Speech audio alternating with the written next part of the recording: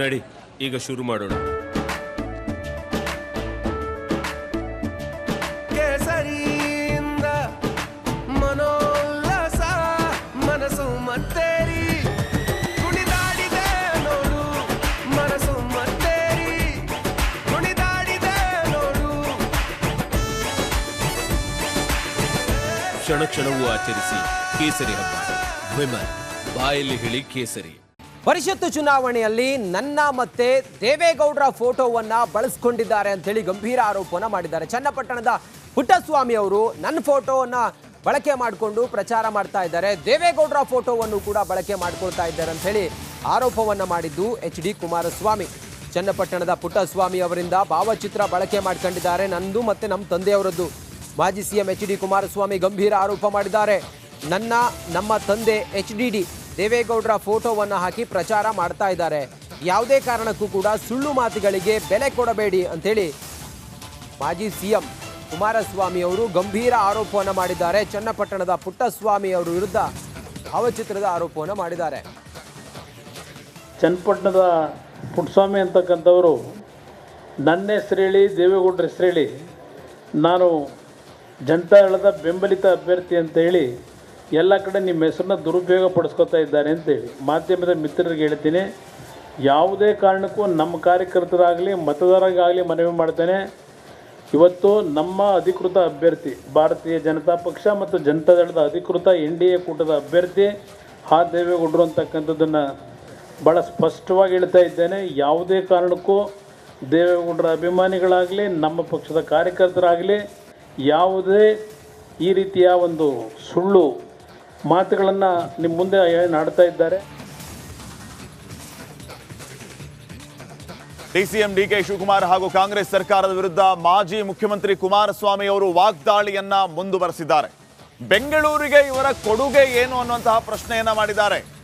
ಇದು ಬ್ರ್ಯಾಂಡ್ ಬೆಂಗಳೂರು ಅಲ್ಲ, ಲೂಟಿ ಬೆಂಗಳೂರು. ಲೂಟಿ ಮಾಡೋದಕ್ಕೆ ಅಂತಾನೆ ಇವರು ಅಧಿಕಾರಕ್ಕೆ ಬಂದು ಕೂತಿದ್ದಾರೆ. ಒಂದು 2 ಮಳೆಗೆ ಬೆಂಗಳೂರಿನ ಮನೆಗಳಿಗೆ ನೀರು ನುಗ್ತಾ ಇದೆ. ಇವರು ಮಾಡ್ತಾ ಇರೋದೇನು, ಬ್ರ್ಯಾಂಡ್ ಬೆಂಗಳೂರು ಅಂತ ಕೇವಲ ಬಾಯಲ್ಲಿ ಹೇಳಿದ್ರೆ ಆಗಲಿಲ್ಲ, ಅದನ್ನ ಇಂಪ್ಲಿಮೆಂಟ್ ಮಾಡಬೇಕು ಅಂತ ವಾಗ್ದಾಳಿಯನ್ನು ನಡೆಸಿದ್ದಾರೆ. ಸೊ ಇವರದು ಬ್ರ್ಯಾಂಡ್ ಬೆಂಗಳೂರಲ್ಲ, ಲೂಟಿ ಬೆಂಗಳೂರು ಅಂತ ಆಕ್ರೋಶವನ್ನು ವ್ಯಕ್ತಪಡಿಸಿದ್ದಾರೆ. ಇವತ್ತು ಬೆಂಗಳೂರು ನಗರದ ನಾಗರಿಕರಿಗೆ ಹೇಳಬೇಕಾಗ್ತದೆ,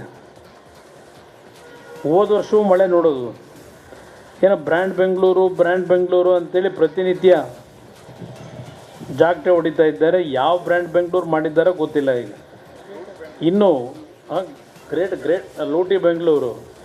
ಈಗ ಇನ್ನೂ ಕಳೆದ ವಾರ 2-3 ದಿವಸದ ಮಳೆನಲ್ಲೇ ಬೆಂಗಳೂರು ನಗರದ ನಾಗರಿಕರು ಅನುಭವಿಸಿರ್ತಕ್ಕಂಥ ಒಂದು ಪರಿಸ್ಥಿತಿಗಳು.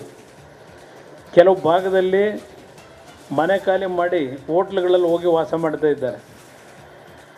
ಕೆಲವು ಭಾಗದಲ್ಲಿ ನೋಡ್ತಾ ಇದ್ದೀರಿ 20-30 ಮನೆಗಳಿಗೆ ನೀರು ತುಂಬಿಕೊಂಡಾದಂಥ ಘಟನೆಗಳೇನಿದೆ. ಇವ್ರಿಗೆ ಇನ್ನೂ ಎಷ್ಟು ವರ್ಷ ಬೇಕು ಇದೆಲ್ಲ ನೋಡಿ. JDS ಮತ್ತೆ BJP ಮೈತ್ರಿಯಿಂದಾಗಿ ಕಾಂಗ್ರೆಸ್ಗೆ ಭಯ ಶುರುವಾಗಿದೆ.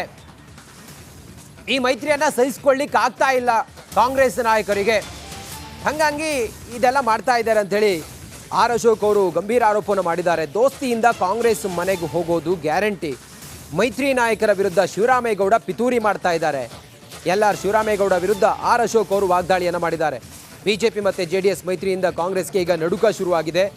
ದೋಸ್ತಿಯಿಂದಾಗಿ ಕಾಂಗ್ರೆಸ್ ಮನೆಗೆ ಹೋಗೋದಂತೂ ಗ್ಯಾರಂಟಿ.